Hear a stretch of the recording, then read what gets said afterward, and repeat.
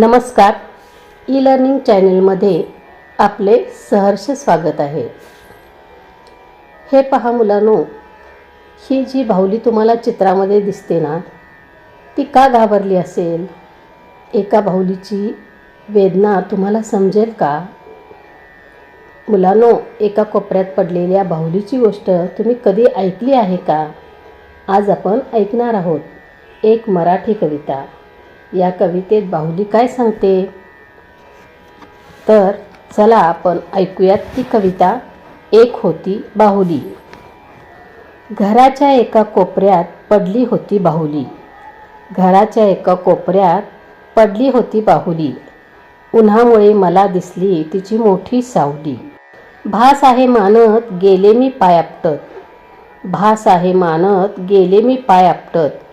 तिची प्रतिमा पाहून आले मी परत। काय करावे कुठे जावे काही सुचेना। काय करावे कुठे जावे काही सुचेना। तिच्या वाचून माझे पाय हालेना। काय ग साक्षी मला तू का घाबरलीस? काय ग साक्षी मला तू का घाबरलीस? माझ्याशी खेळून नंतर मला का फेकलीस? मला मान्य आहे झाले तुझे नवीन मित्र। मला मान्य आहे झाले तुझे नवीन मित्र। पण आधी मी होते तुझ्याजवळ दिवस रात्र। तू शाळेला गेल्यावर यायची मला आठवण। तू शाळेला गेल्यावर यायची मला आठवण। अजूनही डोळ्यात आहे अश्रूंची साठवण। काही झाले तरी टिकवूया नात्यांच्या गाठी। काही झाले तरी टिकवूया नात्यांच्या गाठी। कारण हे सारं काही फक्त तुझ्यासाठी। कारण हे सारं काही फक्त तुझ्यासाठी।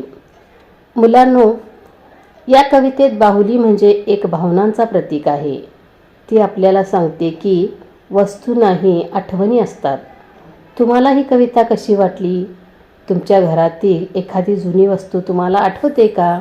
ही कविता तुम्हाला जर आवडली असेल तर ही कविता तुम्ही तुमच्या आईबाबांना म्हणून दाखवा। आणि अशीच कविता हवी असेल तर चॅनलला सबस्क्राईब करा, लाईक करा आणि शेअर करा व बेल बटनला जरूर क्लिक करा। धन्यवाद। भेटूया पुढील कविता घेऊन।